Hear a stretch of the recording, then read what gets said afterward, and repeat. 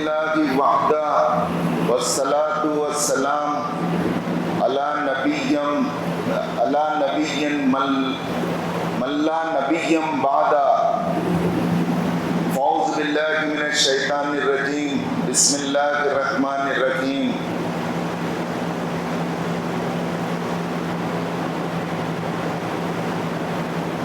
لقد کان لکم فی اسوۃ حسنۃ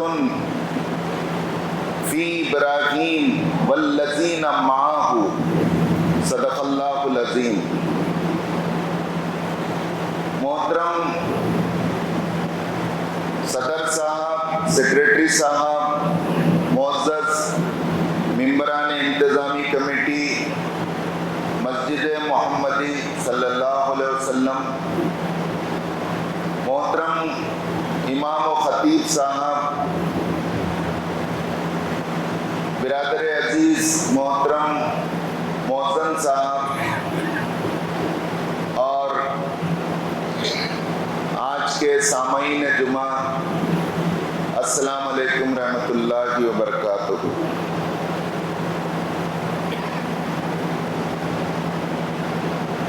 الحمدللہ آج ذی الحجہ کی 34 تاریخ ہے، 4 ذی الحجہ 1447 ہے ہجری، اور 22 میں 2026 سے ہم گزر رہے ہیں۔ جمعہ کی نماز ادا کرنے کے لیے ہم یہاں پر مسجد محمدی صلی اللہ علیہ وسلم میں جمع ہیں۔ محترم سامعین، آج میں آپ کے سامنے، چونکہ ہم ذی الحجہ کے مہینے میں ہیں اور ذی الحجہ کی بڑی عبادتیں حج بیت اللہ ہے اور قربانی ہے، ان دو چیزوں پر مختصر اس کی کیا تاریخ ہے، اس کا کیا فلسفہ ہے، اس کی کیا روح ہے، ان کے کیا مقاصد ہیں، ان عبادتوں سے اللہ تعالیٰ کیا چاہتے ہیں، اور ان ایام سے گزرتے ہوئے مسلمانوں کو کیا کرنا چاہیے اور کیا نہیں کرنا چاہیے۔ یہ کچھ چیزیں ہیں جو میں اس پر گفتگو کروں گا۔ محترم حضرات، 4500 سال پہلے، یعنی عیسیٰ علیہ السلام سے تقریباً 2500 سال پہلے، عراق کے ایک شہر پر میں حضرت ابراہیم علیہ السلام کی پیدائش ہوئی، اور ہم سب جانتے ہیں کہ ابراہیم علیہ السلام اور آپ کا بچپن، آپ کا لڑکپن، آپ کی پرورش، آپ کا خاندان، آپ کا گھرانہ، اور آپ جس ملک میں رہتے تھے وہاں کی حکومت، وہ سب شرک اور کفر اور الحاد سے بھرا ہوا سماج اور ملک تھا۔ ہر طرح کا شرک تھا، عقائد کے لحاظ سے شرک، عبادت کے لحاظ سے شرک، عمل کے لحاظ سے شرک، سیاسی شرک، سماجی شرک، مذہبی شرک، جتنے ٹائپ کے شرک ہو سکتے تھے وہ وہاں موجود تھے اپنی پوری آب و تاب کے ساتھ، اور اس کی سرپرستی خود آپ کا گھرانہ کر رہا تھا، اور اس کو سیاسی سرپرستی اور سپورٹ اس دور کے آئیکن نمرود کر رہا تھا۔ یہاں میں آپ کو یہ بتاتے چلوں کہ حضرت ابراہیم علیہ السلام کو ابو الانبیاء کہا جاتا ہے۔ ابو الانبیاء اس لیے کہا جاتا ہے کہ آپ کی نسل سے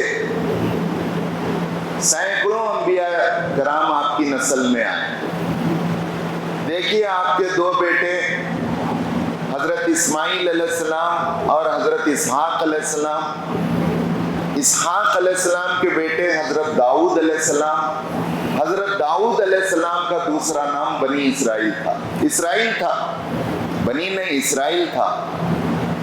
حضرت اسحاق علیہ السلام کا جو سلسلہ چلا اس سلسلے کو بنی اسرائیل کہلایا وہ سلسلہ.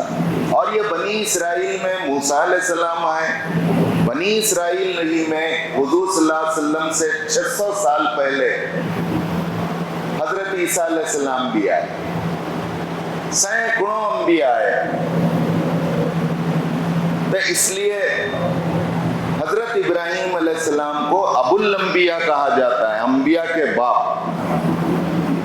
جبکہ پیارے نبی صلی اللہ علیہ وسلم تاجدار مدینہ احمد مجتبیٰ محمد مصطفیٰ صلی اللہ علیہ وسلم کو امام الانبیاء کہا جاتا ہے. یہ آپ انبیاء کی آپ نے امامت کی. معراج 7 آسمانوں کا سفر کرنے سے پہلے قبلہ اول بیت المقدس میں ہم سب جانتے ہیں کہ پورے انبیاء کو اللہ تعالیٰ نے جمع کیا اور وہاں پر حضرت نبی کریم صلی اللہ علیہ وسلم کو اللہ نے پورے انبیاء کی امامت کا شرف بخشا. اس لیے آپ امام الانبیاء کہلائے. ابو الانبیاء اس لیے بھی آپ کہلائے کہ نبی کریم صلی اللہ علیہ وسلم جو خاتم النبیین ہیں، آپ بنی اسماعیل میں سے اور حضرت ابراہیم علیہ السلام کی دعا کا نتیجہ ہے جو سورہ جمعہ میں قرآن مجید کے دیگر مقامات پر ہے. ربنا وبعث فیہم رسولا، اے میرے اللہ، کعبۃ اللہ بناتے وقت آپ نے یہ دعا کی، میری نسلوں میں اللہ تو ایک ایسا نبی بھیج. تو اللہ نے اسحاق علیہ السلام سے پوری اسرائیل کے ذریعے بنی اسرائیل کی نسل میں سینکڑوں انبیاء بھیجے، لیکن بنی اسماعیل میں صرف ایک نبی آئے، وہ نبی ہیں حضرت محمد صلی اللہ علیہ وسلم. تو اس طرح پورے انبیاء کا کنیکشن حضرت ابراہیم علیہ السلام سے ہو گیا. یہاں یہ بات بھی آپ کو بتاتے چلوں، کلام پاک کا مطالعہ اور اس کے مضامین پر نظر رکھنے والے اس سے واقف ہیں کہ پوری قرآن مجید جو 114 سورتوں پر ہے مشتمل ہے، جو تقریباً 700-800 صفحات کی مصحف بنتی ہے، یہ کلام پاک جو 30 پاروں پر مشتمل ہے جس میں 6600 سے زائد آیتیں ہیں، اس کلام پاک میں سب سے زیادہ تذکرہ اگر کسی نبی اور ان کی قوم کا ہے تو حضرت موسیٰ علیہ السلام اور بنی اسرائیل کا ہے. یہ اس لیے ہے کہ پورے مسلمان پوری دنیا کے اللہ کے بندے انسانوں کے لیے ایک آئینہ ہو جائے، مل جائے، اور اس آئینے میں دیکھ کر وہ اپنے مستقبل کو سنوارے. دوسرے نمبر پر جو سب سے زیادہ تذکرہ ہے کلام پاک میں، کسی نبی کا ذکر ہے دوسرے نمبر پر سب سے زیادہ، تو وہ حضرت ابو الانبیاء ابراہیم علیہ السلام کا ہے. ابراہیم علیہ السلام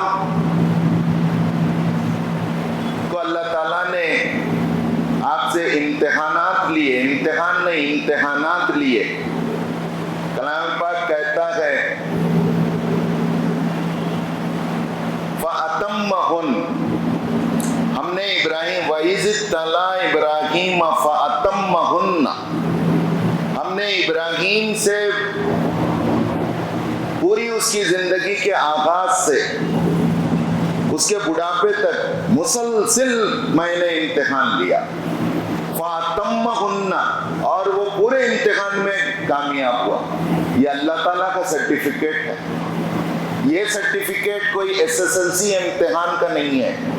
یہ سرٹیفکیٹ کوئی PUC کے بورڈ ایگزام کا نہیں ہے، یہ سرٹیفکیٹ کسی یونیورسٹی کے ایگزام کا نہیں ہے، یہ سرٹیفکیٹ رب العالمین خالق کائنات نے اپنے ایک بندے شرک کے ماحول میں جو پیدا ہوا، جو پروہت اور بت پرست اور بت بنانے والے کا بیٹا تھا آزر کا، اس سے امتحان لیا، جو نمرود جیسے جو اپنے آپ کو رب کہتا تھا، خدا کہتا تھا، ویسے سیاستداں کے بیچ میں امتحان لیا، اور آج سے 4500 سال پہلے اندازہ کیجئے آپ سے امتحان لیا کہ اے ابراہیم تم توحید اور ایک خدا اور حق کو صرف مانتے ہو یا اس پر جمے بھی رہتے ہو؟ میں آپ کے سامنے 5 امتحانات کا ذکر کر کے آگے بڑھوں گا۔ سب سے پہلا امتحان آپ کی فطرت کا امتحان۔ ہر بچہ جو پیدا ہوتا ہے اپنی فطرت پر پیدا ہوتا ہے، اور فطرت کیا ہے؟ فطرت عین اسلام ہے۔ لا فطرت اللہ کی تبدیلا، اللہ کی اس لا سنت اللہ کی تبدیلا، یہ اللہ کی سنت ہے، یہ اللہ کی فطرت ہے۔ بعد میں اس بچے کو کوئی کچھ بنا دیتا ہے، کوئی کچھ بنا دیتا ہے۔ ابراہیم علیہ السلام نے دیکھا کہ قوم چاند کی پوجا کر رہی ہے، سورج کی پوجا کر رہی ہے، تاروں کی پوجا کر رہی ہے۔ آپ نے بھی ایک رات تاروں کو جب مان رہی تھی تو کہا کہ ہاذا ربی، یہ بھی میرے رب ہیں۔ چاند کو مان رہی تھی، کہا کہ ہاذا ربی، یہ بھی میرا رب ہے۔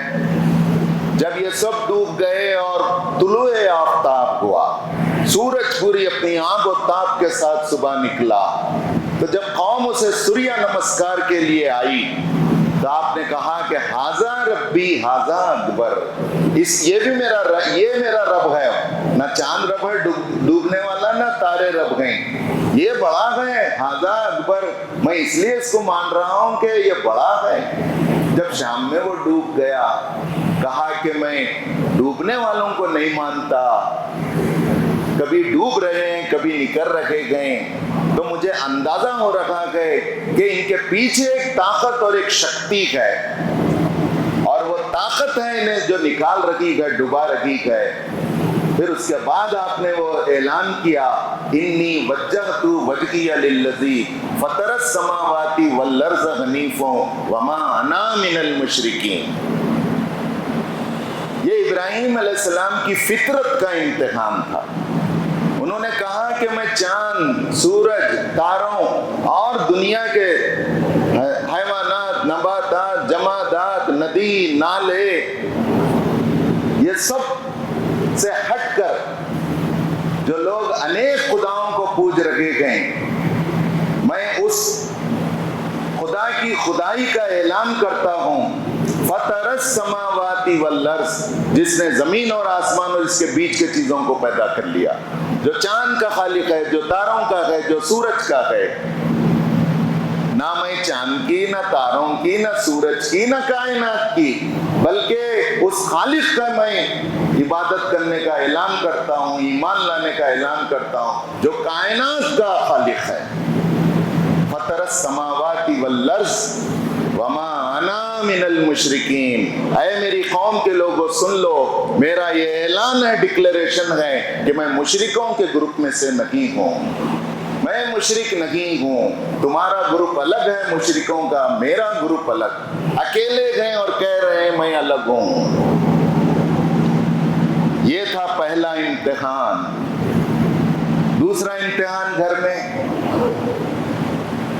آپ دیکھتے ہیں آ کر باپ سے، قوم سے، سب سے کہا، سماج سے 4 باتیں آپ نے کہیں۔ کلام پاک کی مختلف آیتوں میں مختلف جگہوں پر ہے، یہاں وقت نہیں ہے۔ آپ نے کہا نوجوان اچھا سنیں، اس کو سمجھیں، جہاں موقع ہو حکمت اور محبت کے ساتھ کہیں سمجھائیں۔ یہ تو نہ سنتے ہیں نہ بولتے ہیں، نہ کھاتے ہیں نہ پیتے ہیں۔ وَلَا يُغْنِي عَنْكَ شیعہ، اے میری قوم، اے میرے ابا جان، آپ کس کی عبادت کر رکھے گئے جو نہ نفع پہنچاتے ہیں نہ نقصان پہنچاتے ہیں؟ کیا سادگی سے، کیا معمولی چھوٹے چھوٹی باتوں سے آپ نے عام آدمی کو جو شرک میں مبتلا ہے، گھر کے باپ کو، سب کو بول رہے ہیں، نہ سنتے گئے، نہ بولتے گئے، نہ کھاتے گئے، نہ پیتے گئے، نہ نفع پہنچا سکتے گئے نہ نقصان پہنچا سکتے گئے، پھر کیوں عبادت کر رہے ہیں؟ کیا تھا جواب؟ کچھ نہیں تھا۔ ارے ایک نوجوان ہمارے معبودوں کے خلاف بول رہا ہے۔ باپ نے کہا کہ نہیں، ہم نے اپنے آبا و اجداد کو ایسے ہی پایا ہے۔ جواب یہ ہے، یہ بھی کوئی جواب ہے؟ پہلے جیسا ہوتا تھا ویسا ہوں گا، پہلے سے رسم و رواج چلے آ رہے ہیں، ہمارے باپ دادا سے گاؤں میں یہ ہوتا تھا، محرم کا پروگرام ہمیں جانا پڑتا ہے، نہیں تو گاؤں والے آنے نہیں دیتے، قبضہ کر لیتے ہیں۔ ہمارے باپ دادا دادی کے زمانے سے باجا بجاتے سو ہیں، ہمارے دادا بھی گھوڑے پہ بیٹھ کے آئے تھے، ہمارے باپ دادا سے یہ روایتیں چل رہی ہیں۔ پوری قرآن میں حق کے مقابل میں، انبیاء کے مقابل میں، کسی کے پاس کوئی علم کے مقابل میں علم نہیں، بس یہی ایک ٹیڑھا جواب تھا کہ ہمارے کن کیا بھی نہیں ہے بھائی، ہمارے باپ دادا ایسے کر رہے تھے، ہم کر رہے ہیں۔ یہ بھی کوئی جواب ہے؟ یہ بھی کوئی دلیل ہے؟ یہ بھی کوئی علم اور برہان ہے؟ پھر اس کے بعد باپ نے کہا کہ دیکھو بھائی، ہم آپ کو گھر میں نہیں رکھیں گے، اگر ایسا کریں گے سدھر جاؤ، یہ برا بھلا بولنا بند کرو۔ تو ہم کیا کریں گے؟ فَحْجُرْنِي مَلِيًّا، ہم تم کو گھر سے مار مار کر، پیٹ پیٹ کر، اور ماریں گے بھی کیسے؟ فَحْجُرْنِي، سنسار کریں گے، پتھروں سے ماریں گے، پتھروں سے مار مار کر نکال دیں گے ابراہیم۔ کون بول رہے ہیں؟ باپ بول رہے ہیں بیٹے کو۔ سوچ سکتے ہیں یا مسلمان گھر میں پیدا ہو گئے، اندازہ نہیں ہے۔ ایک پلس پوائنٹ تو یہ ہے کہ ہم نے اپنے ماں باپ کو نماز پڑھتے، روزہ رکھتے، حج کرتے دیکھا۔ دوسرا مائنس پوائنٹ یہ ہے کہ ویسے ہی بڑے ہو گئے، نہ باضابطہ دینی تعلیم ہوئی، نہ قرآن پڑھا، نہ حدیث پڑھا، نہ سیرت پڑھا۔ تو ابراہیم علیہ السلام کو تو کوئی ایسا گھر بھی نہیں ملا۔ آپ نے کیا کہا؟ قال سلام علیک ساستغفر لک ربی انہ کان بی حفیہ۔ اے ابا جان، میں آپ کو سلام، آپ پر سلامتی ہو، ٹھیک ہے میں چلے جاتا ہوں، میں توحید کو، ایک خدا کی بڑائی کے اعلان کو میں نہیں چھوڑ سکتا، میں ان باتوں کو بولنے سے نہیں رک سکتا، آپ نہیں روک سکتے، میں ان چیزوں کو نہیں چھوڑوں گا، میں آپ کو چھوڑ دوں گا، میرے پیارے گھر کو چھوڑ دوں گا، وطن کو چھوڑ دوں گا۔ ابا جانا، آپ کے لیے میرے رب سے استغفار کی دعا کروں گا، کیونکہ میرا رب میری باتوں کو سنتا ہے۔ پھر کلام پاک میں 2 مقامات پر اللہ تعالیٰ نے حضرت ابراہیم علیہ السلام کو بتایا کہ آپ اپنے مشرک آزر باپ کے لیے دعا نہیں کر سکتے۔ تبرأ منہ، جب ہم نے انہیں خبردار کیا ابراہیم کو، تو وہ خبردار ہو گیا اور کہا کہ اے اللہ، اب ایسا نہیں کروں گا میں۔ کیا پیاری تاریخ ہے، کیا درخشاں تجربات ہیں، کیا روشن باب ہے ہمارے جد امجد ابراہیم علیہ السلام کا، جن کے متعلق ہمارے کنیکشن کو جوڑتے ہوئے سورہ حج کی آخری آیت کہتی ہے، ملت ابیکم ابراہیم، تم اپنے باپ ابراہیم کی ملت میں سے ہو، ہوا سماکم المسلمین، جس نے، ہم نے تمہارا نام کوالیٹیٹیو نیم مسلم رکھا ہے۔ تم مسلکوں کے طور پہ نہیں پہچانے جاؤ گے، تم علاقے اور نسل اور خاندان کے نام پر نہیں پہچانے جاؤ گے، تمہاری پہچان جماعتوں کے نام پر اور حنفی، شافعی، اہل حدیث کے نام پر نہیں ہوگی، تم ملکوں اور قوموں سے نہیں پہچانے جاؤ گے. تمہاری پہچان ایک عالمگیر پہچان جو تمہارے رب نے تمہارا نام رکھ دیا ہے وہ یہ کہ تم مسلم ہو, اس باپ کی ملت میں سے ہو جس نے کہا تھا وَأَنَا أَوَّلُ الْمُسْلِمِينَ, اے میرے رب میں سب سے پہلے آپ کے سامنے جھک جانے والا ہوں, دنیا میں سب سے پہلے میں آپ کا مطیع و فرمان بردار بن جاؤں گا. یہی تو دعا ہے جو قربانی کی دعا میں رکھ دی گئی. وَنُسُكِي وَمَحْيَايَ وَمَمَاتِي لِلَّهِ رَبِّ الْعَالَمِينَ وَأَنَا أَوَّلُ الْمُسْلِمِينَ, میری نماز, میرا روزہ, میری قربانیاں, میری زندگی, مَحْيَايَ وَمَمَاتِي, میری زندگی اور میری موت, لِرَبِّ الْعَالَمِينَ, تیرے لیے ہے. وَأَنَا أَوَّلُ الْمُسْلِمِينَ, اے اللہ میں سب سے پہلے تیرا مطیع و فرما بردار رہوں گا. یہاں یہ امتحان, پھر آگ میں ڈالا جانا, اس کے لیے بھی آپ صرف اللہ سے رجوع کرتے ہیں, اور اللہ یہاں اسٹوڈنٹ بیٹھے ہوئے ہیں, آگ کا کام جلانا ہے, لیکن بہرحال یہ سب فزکس کے لاز کے پابند نہیں ہیں, عام حالات میں پابند ہیں. اللہ جب تک انہیں پابند رکھنا چاہے وہ فزکس اور طبیعت کے قوانین پر پابند ہیں. پانی, ہوا, آگ, قرآن میں کہا گیا ہے, کیا پیارا انداز ہے اللہ کا. نمرود کو ہٹا کچرا بازو بولے, چل تیرے سے بات بھی نہیں کرتا میں, تو کون ہوتا ہے بچانے والا. یا نارو, اے آگ, کونو بردم و سلام علی ابراہیم. اے نمرود نہیں بولے, تیرے جیسے بہت آئے گئے, میں آگ کو بول رہا ہوں, اے آگ بردم, ٹھنڈی ہو جا.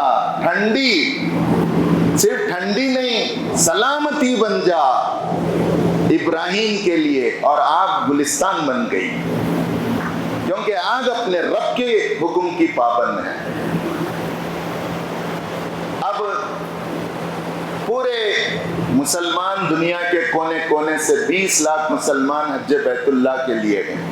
یہ ابراہیم علیہ السلام کی سنت ہے, آپ کی یادگار ہے, ایک سالانہ جشن ہے جو اپنے جد امجد ابراہیم علیہ السلام نے اللہ کے ساتھ کیسا کمٹمنٹ, کیسا ایمان, کیسی فدائی, کیسی وارفتگی اور کیسا اللہ کے لیے قربانیاں دیے, اس کا مظاہرہ ہے. اس سے ہٹ کر کچھ نہیں, اس کی اسپرٹ ہی وہ ہے. اگر کوئی انگریز یا اسلام نہ جاننے والا جب یہ تصاویر دیکھتا ہے کہ ایک ہی لباس میں لاکھوں لوگ طواف کر رہے ہیں, لاکھوں لوگ مینا میں, مزدلفہ میں ہیں, جمرات میں کنکریاں مار رکھے گئے, دھوپ میں کھڑے ہوئے گئے, 8, 9, 10, 11, 12, یہ 5 حج کے ایام ہیں. پورے لوگ ایک جگہ ایک ہی کام کرنا ہے یہ 5 دنوں میں, چاہے غریب ہو, فقیر ہو کہ پاشا ہو, ایک ہی لباس, فقیرانہ لباس احرام میں رہنا ہے. یہ کہے گا کہ یہ تو دیوانے ہیں, عجیب عجیب کام کر رہے ہیں.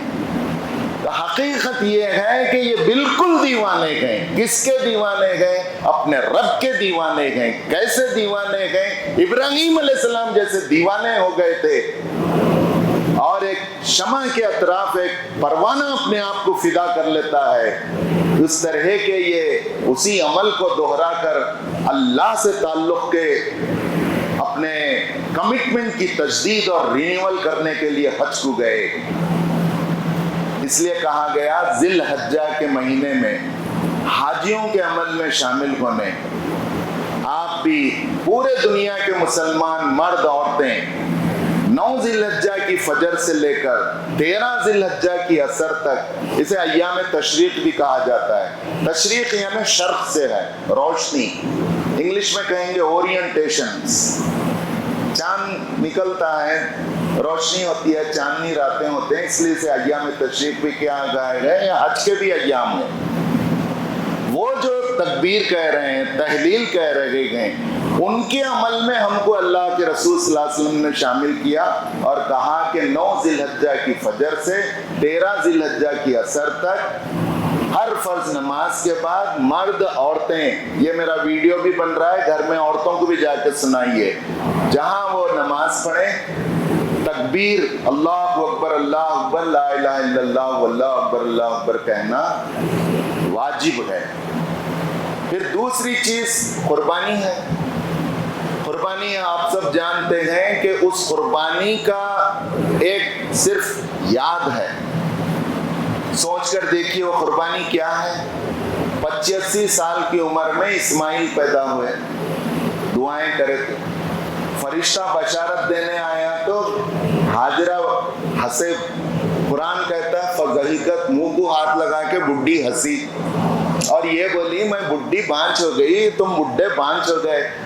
انہوں فرشتہ آ کے بول رہا ہے کہ فبشرناہ بغلام حلیم، ایک حلم اور بردباری رکھنے والے بیٹے کی بشارت دی گئی ہے۔ کیسا ہوں گا؟ کذالک، ایسے ہی ہوں گا جیسا اللہ چاہ رہا ہے۔ بیٹا پیدا ہوا۔ میں یہاں آپ کو ایک سوال اٹھاتا ہوں، اگر یہاں کونے میں ایک 85 سال کے بزرگ بیٹھ کے اللہ میرے کو بیٹا دے دے، میرے کو بیٹا دے دے، تو آپ بولیں گے یہ صاحب کو ایرا گڈھا لے چلے آنا، مینٹل ہاسپٹل لے جانا۔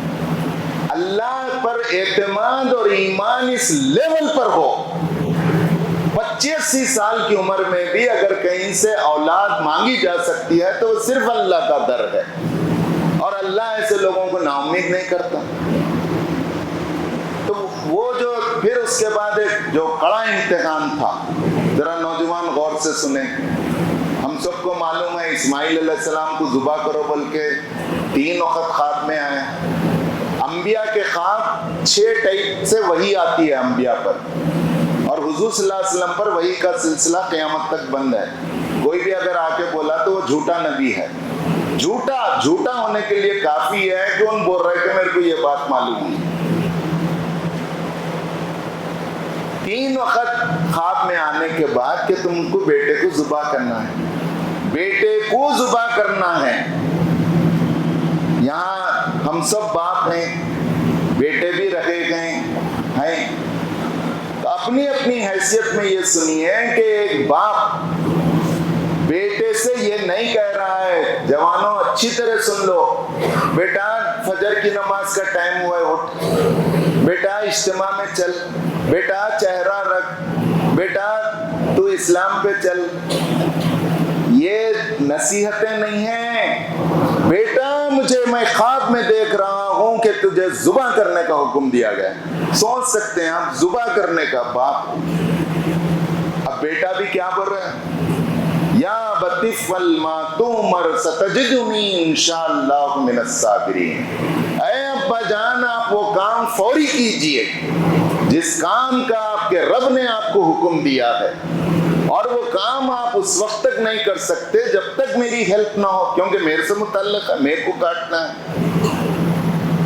ستجدنی انشاءاللہ من الصابرین، آپ اس کام میں مجھے صابر پائیں گے، مددگار پائیں گے، میں بھاگ نہیں جاؤں گا۔ اب حالت یہ ہے، بابا اندر ہے تو بیٹا باہر، کیا بھی بولو صورتاں کھلا لے کے ہیں، 3 دن بات نہیں کرتے، زیادہ بولے تو گھر چھوڑ دیتے ہیں۔ بیٹا بول رہا ہے میں آپ کی پوری ہیلپ کروں گا، بھاگوں گا نہیں، اور کرا بیٹا پٹی باندھے، لٹائے۔ یہ پورے صافات میں ہے، آیت نمبر 102 سے آیت نمبر 111 تک آپ سورہ صافات پڑھ لیں۔ تو ابراہیم علیہ السلام اسماعیل علیہ السلام کو ذبح کر دیے، جبریل امین جنت سے ایک دمبا لائے، انہیں ہٹائے، وہاں دمبے کو رکھ دیا، جب پٹی کھولی تو اسماعیل کھڑے ہوئے ہیں۔ یہ بشارت سنا دی کہ اے ابراہیم تم اپنے امتحان میں پاس ہو گئے، وَتَرَكْنَاهُمْ فِي الْآخِرِينَ، دنیا ختم ہونے تک جو جو ایمان کا دم بھرتے ہیں، دعویٰ کرتے گئے، ان کے بیچ میں یہ چھوڑ دے رہا ہوں کہ وہ قربانی کریں، ہر سال کر کے اپنے ایمان مومن ہونے کی شہادت دیں، گواہی دیں۔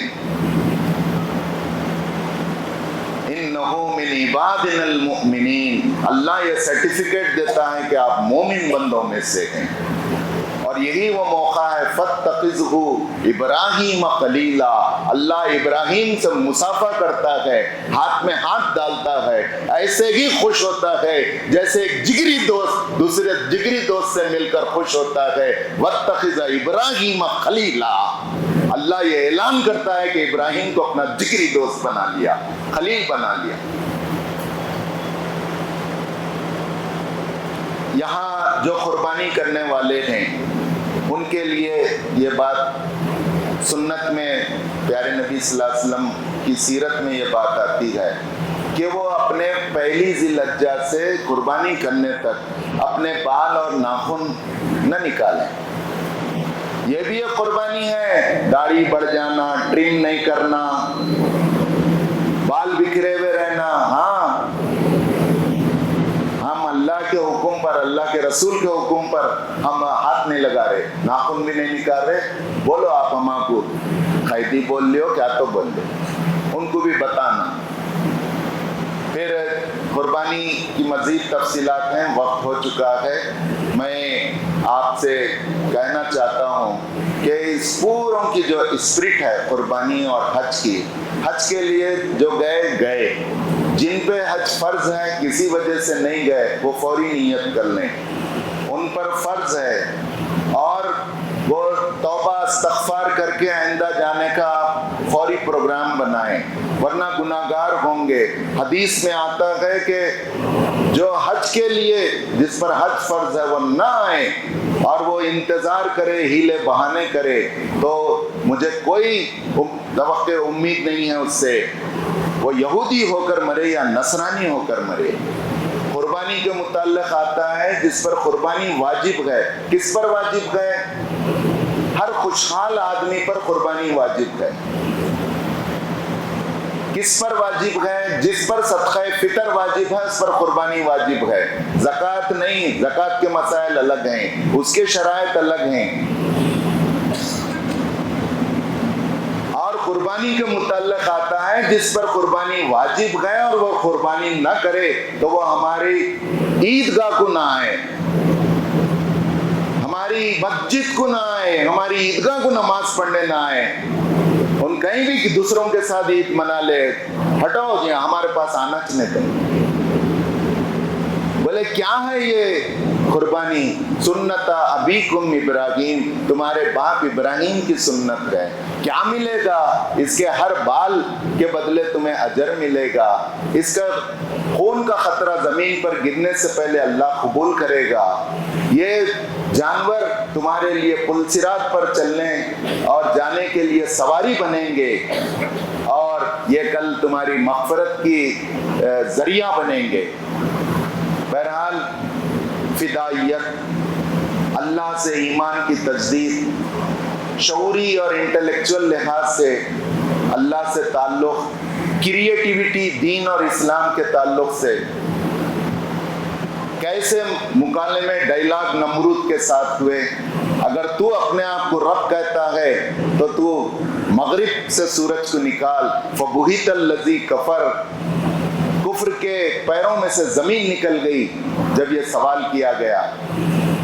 انا آتینا پڑھ لیجئے، انا آتینا کل کوثر، اے محمد صلی اللہ علیہ وسلم ہم نے کوثر اور نعمتوں کی برسات آپ پر کر دی۔ فصلی لربک وانحر، لہٰذا آپ نماز اور قربانی اپنے رب کے لیے کیجئے۔ ان شانیہ کا هو الابتر، آپ افسردہ نہ ہو جائیے، عنقریب آپ غالب ہو جائیں گے اور آپ کا دشمن ہی جڑ کٹا رہے گا۔ ابتر کہتے ہیں جڑ کٹا، اس کو بیس نہیں ہے کوئی، آپ کو بیس ہے۔